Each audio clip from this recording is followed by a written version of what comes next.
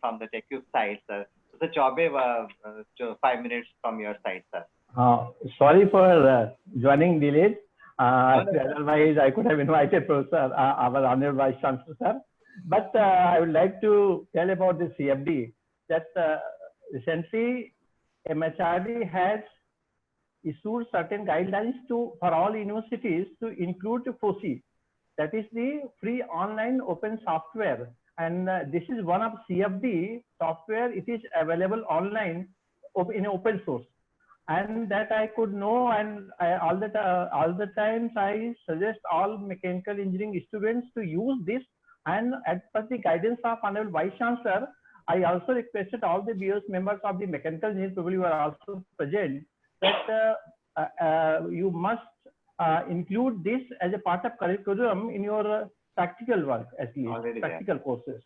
And the same thing I suggested in all branches of engineering, whatever the open source is available, that must be used. And today I got an instruction from Honorable Vice Chancellor to issue a letter to all institutions, affiliated institutions, particularly to use all our resources which are available, whether it is RGPB. RGPB has also e-library and other national libraries, and whatever the resources available with the universities, that must be utilized well by all affiliated institutions, including autonomous institutions. And already we have conducted more than 200 programs, and in fact 240 events in the last 1 year, and more than 170 events during lockdown. Even the lockdown,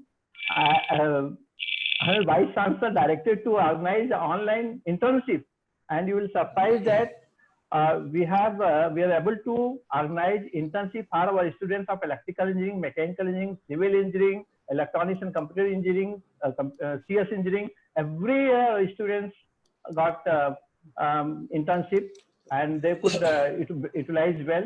And probably this is the RGPB who has conducted so large many of these courses, this type of courses, and probably the number of courses in Python, in IoTs, deep learning, machine learning. I think this is the maximum number which this state was able to conduct. And you will surprise that every student, whether electrical, mechanical, knows about the Python, all language, cyber security, machine, so much they are trained. And mechanical, you have initiated many students and faculty members. In fact, complained that we have very few number of mechanical engineering courses. Then I said very soon Professor Tiwari is coming with some, that good speaker and expert and good content, and that you have come, and probably you have again proposed next webinar in the next week. Yes. Once again, I would like to extend my thanks to Honorable Vice Chancellor for giving all kinds of motivation, support every time. That's why we are able to work and we are able to lead. And with all his blessings, I think that Madhya Pradesh definitely will lead in all respects. And as per his vision, this Madhya Pradesh should become a technical hub in the state, in India, at the national level. And I hope that all supports of the IIT professors and others, and the university, affiliated institutions and UITs, UTDs, and the Honorable Vice Chancellor will see and will do it. Thank you, sir. Thank you, sir, all the time for your support, sir. And once again, I welcome to my friend, Professor B.K. Gandhi. And I know that he has been working in the Fluid Dynamics Laboratory, and he started his career from the GSITS. He did a lot of work on this Fluid Dynamics, and today he is with us. It's a great pleasure for all of us. Once again, I thank to all who are joining here, all the participants. Thank you very much. Thank you very much, Professor Sunil Kumar. And I remember our company that time again when we are doing the PhD together. So it's a long time. We met later on also we met to Bhopal also, and I appreciate your all efforts what you are doing for the university. And it's really great you are organizing this type of webinars for all the students and the learners who can learn from home. So that is a very great opportunity for them. And we also have a time for interaction with the other students and the faculties available. I'm thankful to Professor Chove also. We were together at GSITS Indore. We worked together there. And I know he's a very hard worker and he's a very sincere and hard worker. And I appreciate the efforts of Asim, my classmate. So he forced me to give the lectures. I said, okay, whenever you want, I will give the lecture. So, Thank you, so, thank you, thank you. so I do it. And I'm thankful to all of you and all the participants for participating in this webinar. And I think I may not have much time to spare with you. I wanted to have more and more time, but maybe I may have another meeting at around 5. So I will try to see that what I can do. And CFD is very important nowadays because of this COVID situation. The experimental work is getting difficult now because in campus coming to the students doing the work will be difficult. So now I think CFD is becoming an alternate to the research, and even the government is also forcing it. So I think that's why I have chosen this topic. I'm basically an experimenter also, where I do a lot of experiments, but I do simultaneously with the CFD work also. So if you permit, then I can start sharing the screen and Please, start. sir, please share, please share, sir, please share. Okay. Thank you very much. So my screen is visible to all. Yes. Okay. So basically we work on the CFD for the fluid mechanics, and particularly I'm talking here on the hydrodynamic flows. And what is CFD? That comes in the mind of everybody. So what happens, most of the problems in the fluid dynamics cannot be solved by a closed mathematical form because they are the continuous function, and that requires a solution of some non-linear partial differential equation which cannot be solved mathematically. So what we do is we try to take some approximate solution through the CFD. So CFD is a technique in which we discretize the domain, whatever the domain of our interest or flow, in the small domains, and fit our algebraic equations there and solve this algebraic equation using a computer. Because once the continuous function will be discretized, it will be giving the algebraic equation. And that algebraic equation you can solve by your calculator also. But if the number of algebraic equations are too large, maybe some lakes are more than that, then you have to use the computer to go easily. So these approximations that are required in the small domain of, sorry, small domain will be, just a minute, it is coming here. Okay, I have to set it. Okay, that's great. Now, so the approximation that are applied to the small domain in space or time, so that numerical solutions can provide you the discrete values in the space and time. So these discrete values will be can use to form the continuous function then. Okay. So what we see that if you are doing the CFD, you will get definitely some numbers because you are solving the algebraic equation. But your interest is not to get the numbers. Your interest is to get the insight of the flow. So basically, maybe your solution may not be matching with the exactly with the experimental values. But if you are picking the trend also, then also you can say that yes, you are able to see some insight of the flow. Okay, so basically it is the computing is not numbers, it is an insight of the flow. Why we need the inside of the flow? Because many of the experimental techniques will not allow us to see the inside of the flow. Okay, now there are some techniques are available in the experimental also, like non-destructive type of instrumentation, PIV is there, LDV is there, where you can see the velocity, you can measure the velocity. But that may not be available to all. They are very expensive instruments. So that thing is that, and further is that experiments need more time, money, efforts, everything is needed. So that can be minimized. And see, for setting an experiment, taking a data will take a long time. Okay, and if you conduct a large number of experiments, they will take a very long time. So that time can be cut short. And how it can cut short?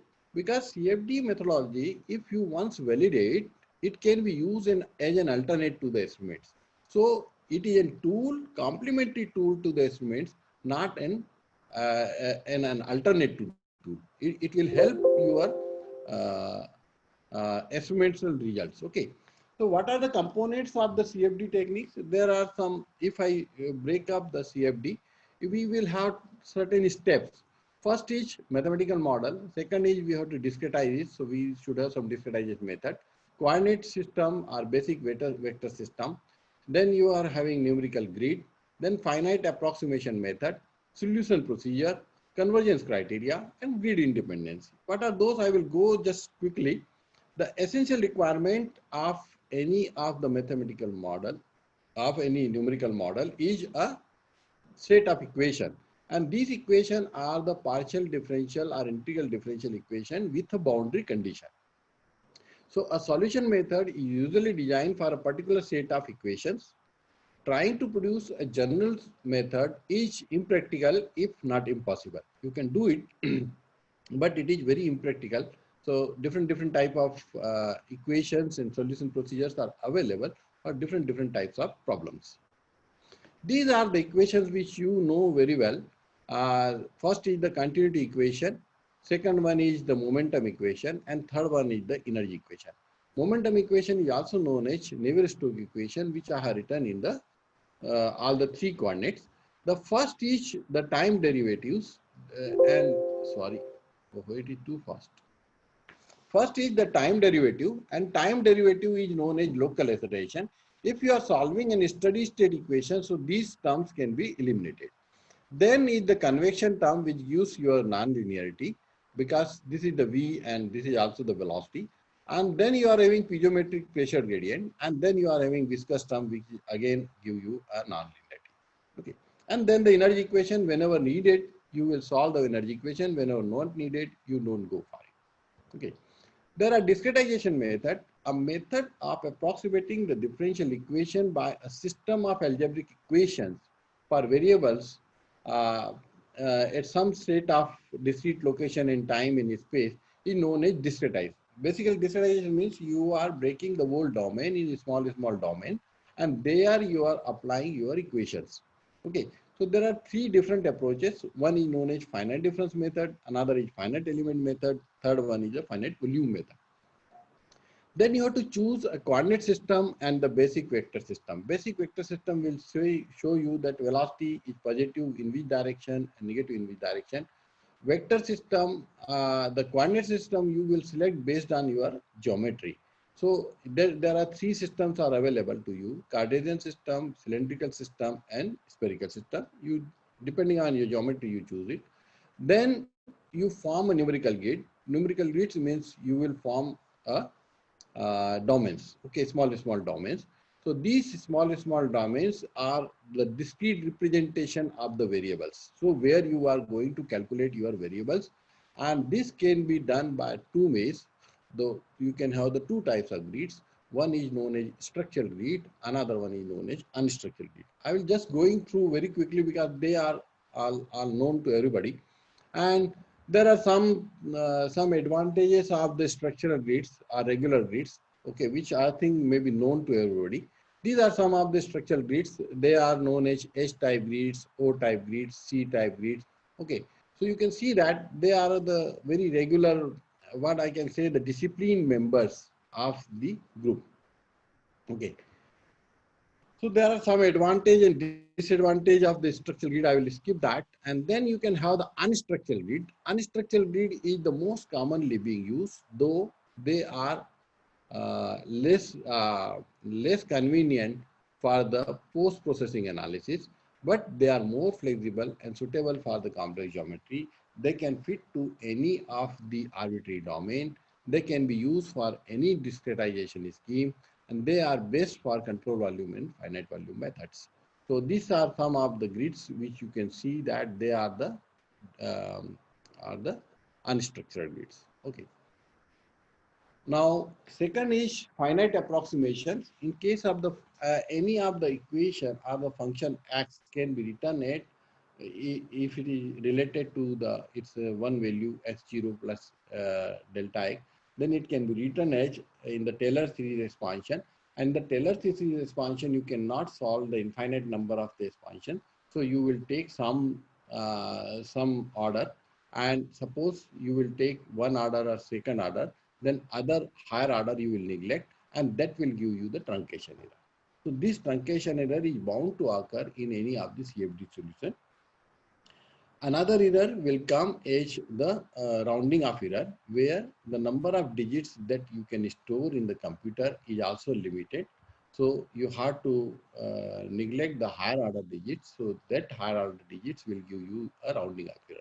So these two types of error are there in the numerical solution: truncation error and the numerical error. And you have to see that what is the order of these errors. Okay. Then in practical CFD solutions, one would need the thousands or millions of unknowns in the discrete system. And if Gaussian elimination or any elimination procedure is adopted for the solution, that will take a number of years, because see, the element in which your element of interest is in contact will only have non-zero values. All other elements will have the zero values. So you will have a lot of number of zero elements, which if you store, so they will take lot of memory of the CFD. So CFD, you will take a solution procedure where you will be able to solve a sparse matrix. Okay, so you will solve only the non-zero elements. So, and normally an iterative procedure is adopted to invert a matrix, and longer the iteration, closer you will reach to the solution. So there you have to find out what is your convergence. Okay, so you have to decide some of the convergence criteria, and convergence is nothing but you compare your solution with the previous solution and decide that whether you have reached to the limit of error is less. Okay, then you have to see your solution should not dependent on the grid which you have selected, and that grid independency test you have to perform.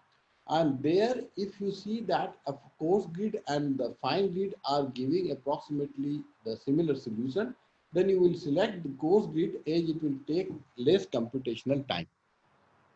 Okay, then I will come back now to the numerical modeling. You have two ways to do it. One is you write your own program. Another one is you can use a commercial code also, which are available readily in the market. Only you have to pay some money. There are many of the open source codes, commercial codes are available, which also you can use. Why we use a commercial code is that there is no gestation period. The day you want, you learn it in a one month, 2 months, 6 months, and start working on that. They are very easily available. They are very user friendly. But limitation is they are black box. If you do not know the physics of any of the phenomena and apply directly any of the commercial code, maybe ANSYS Fluent, CFX or Star CCM or any open form or any open other source, you will end up with a solution which will mislead you. Okay, so that you should know the basic physics only, then only you should use this type of commercial code. And they have limited flexibility because they have some set of parameters which only you can define. If you have to define any more parameters, then you have to go to the user defined functions, and you should know how to write those user defined functions. Okay. Now, most of the commercial codes are having 5-6 elements. One is you create a geometry, which is something like your AutoCAD geometry also you can import there. Then you generate the mesh. This is the most tedious task which you have to perform very sincerely. Then go for the pre-processing. You have to check the mesh quality, mesh independency and everything. Then you have to solve the equations which I displayed you earlier. Then you analyze your result by post-processing. And then you will have some initial conditions and which you will define. Remember that these initial conditions should not affect your final result. They should only affect your convergence, means the time for convergence. In many of the unsteady problems, we will solve it first using some steady state flow condition, And then this steady state flow condition we will make at initial solution, initial condition, because that makes our convergence more faster. So any reasonable guess can speed up your convergence, and that can be taken as the initial condition. Okay. Then modeling of some of the boundary conditions, generally you are having inlet condition or outlet condition or some periodic conditions. Okay, you will define, and many times your boundary conditions or modeling or the coordinate system will reduce your complexity of the analysis. Just like, see, you are having a pipe flow here. In case of the pipe flow, it is a three-dimensional flow. Okay, but if I take a coordinate system as the cylindrical coordinate system, then I can take axis and one radial system, and I will assume that it is a symmetric flow, so it will become two-dimensional flow. So this will reduce my complexity of the numerical modeling. Then the modeling, you will have to select different models. You are having different models available in any of your software: viscous, inviscid, turbulent, laminar, incompressible, compressible, single phase, multi-phase, and so on, so forth. Okay, you will have the different options available, and you will have the different type of turbulence model available. Generally, all your softwares uses RANS model. See, DNS model is a direct numerical simulation is the best available, but you cannot use it for a bigger problem. It is too expensive because it requires a lot of computation power. Reynolds average Navier-Stokes turbulence model, which are known as RANS model, they predict the mean flow structure, and they are very efficient inside the boundary layer, but they are not very good for the outside the boundary layer. So for that one, there is a DES model where range will be inside the boundary layer and LES will be outside the boundary layer. LES is accurate, but it is expensive. Okay, it's little less expensive than DNS, but it is expensive. So mostly LES is also not followed. Most people work on the DES type of model and range model. In case of the range model, I will discuss range model. The range model is working on the principle that instantaneous velocity is a sum of the average velocity and the random velocity. Okay, or fluctuating component velocity, and that's why you will solve them the average velocities or average quantities and use some models for the fluctuating component velocity. These models can be standard K epsilon model, standard K omega model, SST model, realization model, or any model. Okay, so most commonly used is the K epsilon model and the K omega model. In K epsilon model, you will calculate the turbulent kinetic energy and dissipation rate of the turbulent kinetic energy, where you will have number of constant values, and these constant values are generally stored in your model. If you have some knowledge at the production and dissipation of the energy, you can change these constant values and reach to your solution more correctly. But you should have the knowledge for that. Okay. Similarly, in case of the K omega model, also you will having some constant. Here also you will use the dissipation rate of the kinetic energy, and there also you will have again the constant value, which are default values stored in the computer. You can again change these values if you have some knowledge of these things. Now I will come to the application of the CFD in fluid machinery. Maybe I will confine to two, three examples only. One example I want to take of the centrifugal slurry pump. What is slurry? Slurry is a mixture of solid and liquid. So it is a two-phase flow. And whenever you have to handle a slurry in a pump, that is giving you a different dimension. Why? Because design features of the slurry pump is different than the conventional pump. So because of the design features are different, its modeling is also different, and its analysis is also different, and that gives more error to you. And then what you do is you model the pump components. You have to model pump component in three. One is your rotor stator interface, rotor suction interface, then rotor casing interface, and rotor itself. Okay. So you have to measure the model component, you have to validate the model with experimental data with water, and then you predict the flow field with the multi-phase particulate slurry. So these are the two impeller and the casings available. We do not have the geometry available for them, so drawing why not available. So their geometry is created by measuring the flow passages inside it. Okay, so these are the geometries we can see. Okay, and these are the components available. They are the casing, impeller, and the suction. And then you can use any of the software for the grid generation. We have used ICM, CFD, then meshing was done Hexcore. You can do the hexahedral meshing also, but that is a very time consuming. Then interfaces will be drawn at the impeller inlet and outlet to the conformer meshing, and meshes of different maximum size will be created to know the grid independency of the solution. Then orthogonal quality of each mesh is to be kept to certain standard recommended by the NCS CFX is NCS fluid is 0.35, so we have kept it 0.35. These are the geometries which are meshed. So these are the mesh geometries you can see. This is the casing. This is the flow passage of the casing. Then these are the impeller. You can see this side is not meshed because this is the solid portion. This is the flow passage. Okay, this is the flow passage. So this is the impeller and this is the suction. So these are mesh are the hexahedral mesh. So it is unstructured mesh. And then you can see if you are taking 3 mm, the number of elements is quite high. They are the 19 lakhs, around 20 lakh.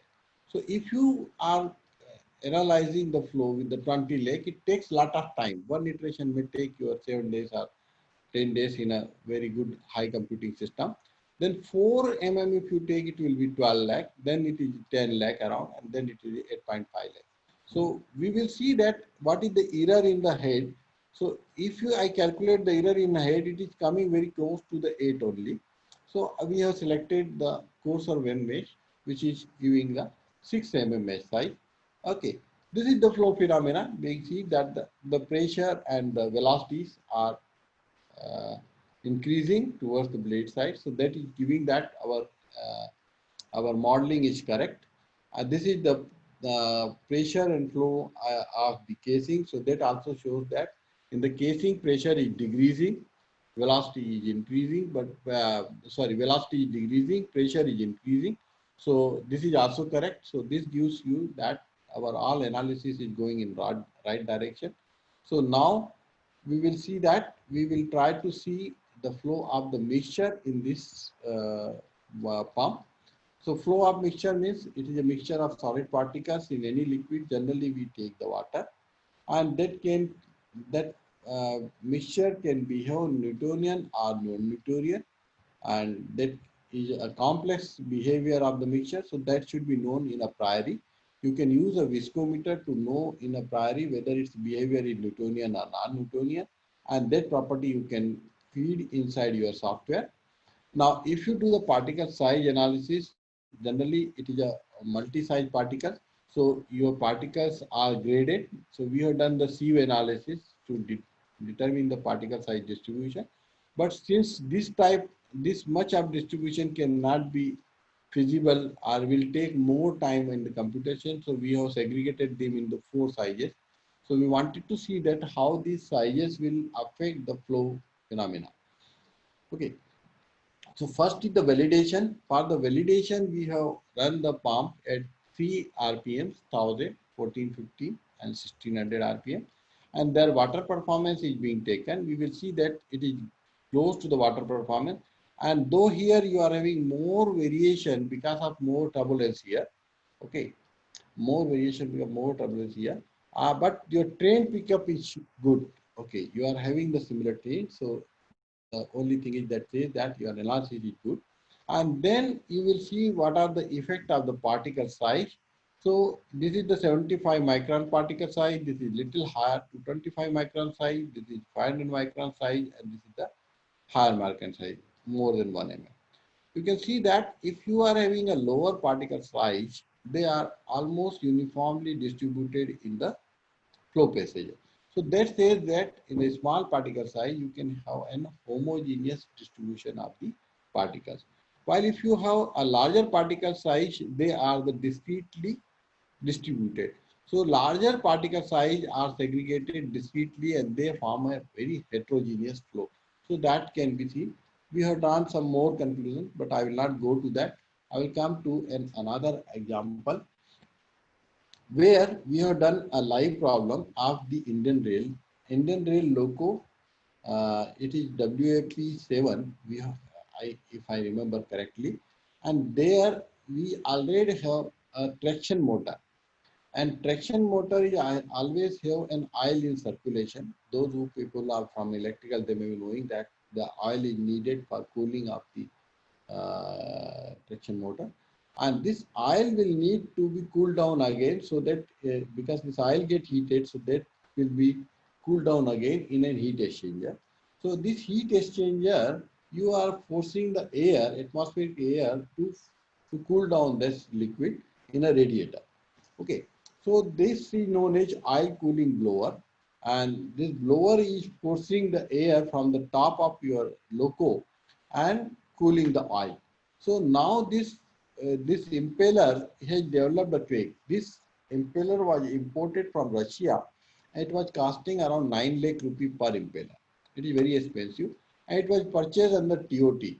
Okay, technology transfer scheme. Okay, so this is a Spencer impeller is being a. So this is a severe problem concerned with the public transport and safety, and this is the loco where this impeller is. This is the portion where the impeller is being mounted, and this is the at the bottom you are having a radiator, and this is your loco. Here you are having some traction motors. Okay. So now what happens in Chittaranjan, they have designed one MS impeller, and to make the same weight, they have reduced its little bit size, and to make the same pressure, they have increased the number of blades, and then they have put up it in service in one of the loco, and that have collapsed. Okay, they have put up in more number of locos, and many of the locos got stuck up in the field because that impeller somewhere collapsed, somewhere broken down, and this is the impeller which is imported. Okay, so they were surprised that why their design got failed. Okay, so they have requested us to carry out some analysis to see that what are the causes of the crank development in the original impeller. This is the original impeller where the cranks are developed here at the boundary. So why the cranks are developed here? And they wanted to investigate the causes of the collapse of their MS impeller, and they wanted to know if there is some design modification.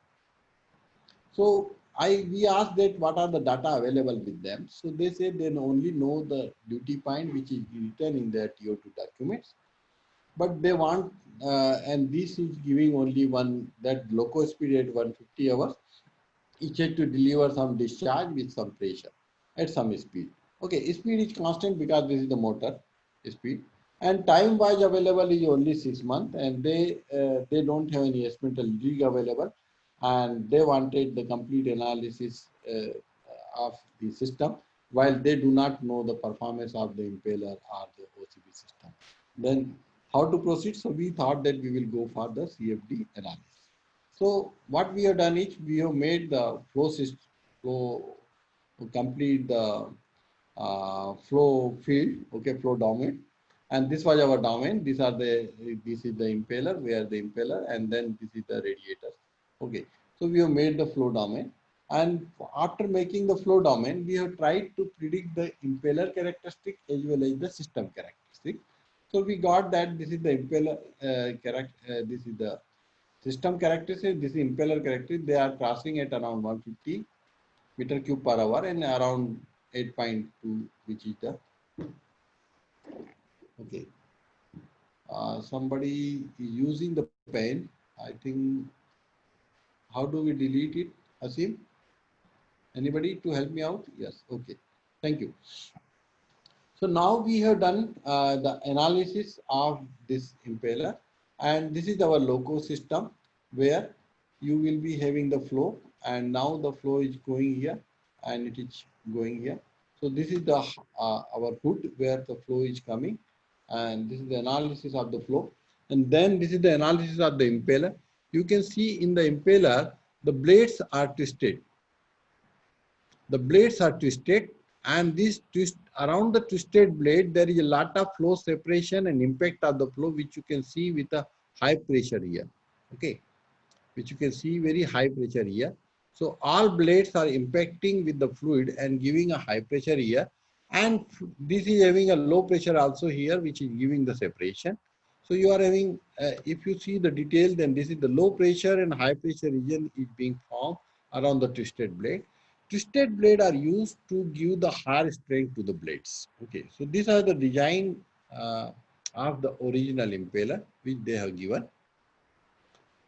Now we have calculated the forces, the pressure forces, viscous forces, and total forces on the blades, and we found that the twist of the blade is giving the lot of forces.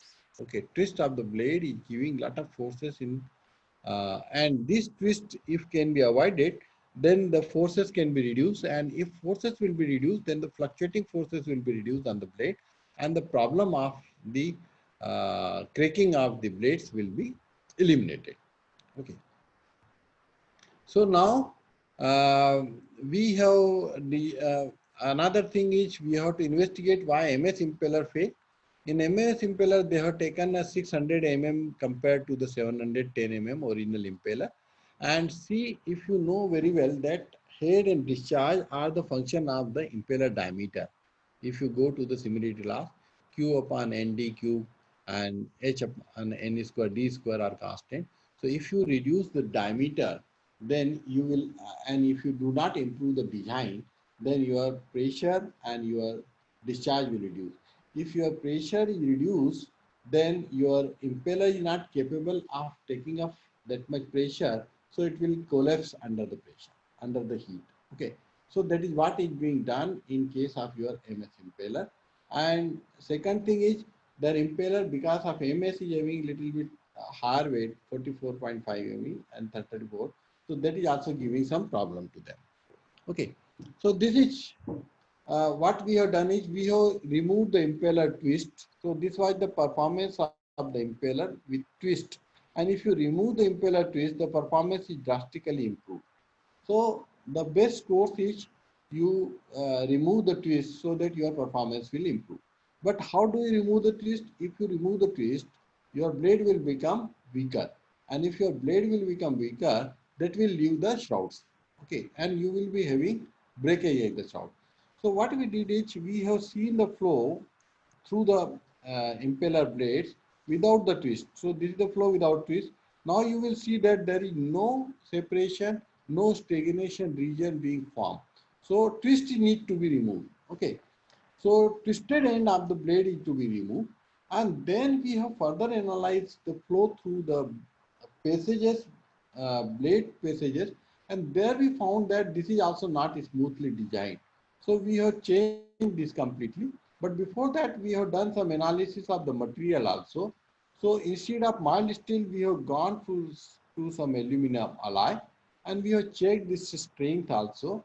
And then we got for the tapered type of the blade rather than the blade twist. So that blade will be having more strength at the low radius, and then it can be very smooth at the outer radius. So these type of blades of different taper is being selected, and the maximum bending pressure and bending stresses are being calculated for each through again the FEM analysis. These are some of the pictures of the FEM analysis of the blades, which says that 10 to 14 mm thickness blades are better. So we have selected that, and after that you can see you were having two parallel shrouds of the impeller, which we have changed it to the tapered shrouds. Okay, because this is the new technique of the designs available, and that gives a smooth change of the flow areas. So that is expected to give a better performance. Number of blades are also kept same, whatever was there in the original impeller. And you can see this is the impeller which we have designed also, we have fabricated also. Okay, that was not our job, but we have done it. So we have fabricated also, and we have designed also. Okay, and this new impeller then it's being analyzed for all the flow, and you can see different types of flow. Now this is the new impeller and this is the design of the old impeller. You can see the design differences. Though CFD do not give the design, but CFD can be used to validate your design. So what we did is, we have theoretical knowledge applied to design the impeller, and then we have used the CFD to validate our design and to check whether our design is good or not good. Okay. Now then we have analyzed the again the these are the system characteristics available to us, which we have calculated earlier. These are the impeller with a blade twist. This is the impeller without a blade twist. You can see enhancement in the performance. And this enhancement in performance not with CFD. We have done the actual measurement in the loco shade also. And we found that the flow rate has increased, the pressure is also increased. This is what we have measured, and the vibration is reduced. So that was the thing. And this impeller, we have given it to the railway, and railway are using this impeller in now around 100 of their locos. They are in testing and trials. So they are testing it and they found it that it is working well till date. Okay, we still have to know. I think I have some more time, so I will take up one more problem, which is can I, Asim? Yeah, please 10 minutes more, 10 minutes more. Okay, I will skip it. I will take one problem of turbine. Okay, so this is the problem of the turbine, and why I'm taking this turbine problem is that we have done its completely hexahedral mesh using ANSYS ICM CFD code. And this turbine design is this turbine meshing, turbine dimensions, turbine measurements, all are available openly on an open web. Where you go for Francis 99, there we have shared all our data. Okay, even this whatever I will show you the mesh, or whatever I will show you the geometry, that is all available. You can use that geometry for your validation and further for your research also. If you want to know, so that's why I am interested to give you. This is being done by one of my students who is now associate professor at NTNU Norway. Okay, so this is the CFD model of the turbine. Why we have made this model is there, because in case of an experiment, we have taken the measurement at the inlet and we have taken measurement at the end of the drop tube. So we have sketched it completely like that. There is two stationary domain and one is the rotating domain is the impeller. Okay, so no interfaces are being formed. Okay, except the interface with the rotating and stationary domain. So there are the 14 stay vanes, 28 guide vanes, and between them there is no interfaces and only one global interface. This you can see the mesh quality. They are all hexahedral mesh and they are structural mesh. Okay, so they are all structural mesh. These are the guide vanes and these are the stay vanes. Okay, this is all stay vanes. This is all stay vanes. Okay, this is the nose vanes. Okay, these are the impellers. So you can have some half blades, you can have some full blades. So in the impeller also you can say we have made all the structural hexahedral mesh. These are the blades where we have meshed it again. These are the draft tube inlet and this is the draft tube outlet. So there also you can see they are hexahedral mesh. Okay, these are the hill curves of the turbine, and we have selected best efficiency point and part load and high load to determine the performance. We have used the part load BP. We have determined the performance at the part load, BP and high load using the Renz model, K epsilon and SST K omega. You can see the experimental performance matches well with the CFD performance, particularly at the BP. But if you go off from the BP, your error will increase somewhat to the 14% or a high load, which is very nearby, it is around 3.64%. We try to see why this is deviating. The reason is, see, you are using the range model, and in range model you cannot completely resolve the turbulence, and that is why whenever your flow will be separated, which is separated flow will occur at the off design condition, maybe it is high load or the part load, there your error will increase. And if you are having a streamlined flow, which is the best efficiency point flow rate, your error is well within limit of 1.5% or 2%. So this is the reason, and you should not be afraid when you will be end up with the more error. You should see what is the flow phenomena there. Okay, so this is what the only point I wanted to show here. There are RSI structure VOC.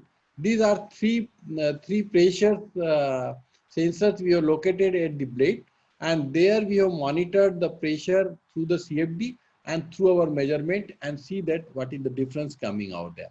Okay, so this is the concluding remark that we could model it completely using the CFD. And I think with this I will end up. I will not go to the further one. Thank you very much, sir, for your enlightening full enlightening and knowledge-giving presentation. And we are actually indebted with this lecture. And I thank everybody. I thank you on behalf of Mechanical Engineering Department, and hope that we will be using your expertise again in the future, and and you will be courteous enough for us to always in future. And then thank you very much, sir. I think you have to leave for the meeting also. So on the behalf of Mechanical Engineering Department, I thank you very much. At the same time, I thank Professor S.T. Chaubey and the entire TechCube team, because they have also done a wonderful work.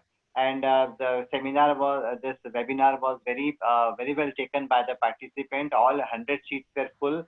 The Zoom has got capacity of only 100. So the all 100 seats were full, and there were so many requests coming to my side, sir, we are not able to participate, we are not able to listen. And then I said, no, it's not possible. Maybe next time we will go for the Google Meet, so that we can have the more participants coming in and more listeners coming and sharing the knowledge. So this time only 100 could share it. So I feel maybe next time we improvise it, because it's becoming very popular.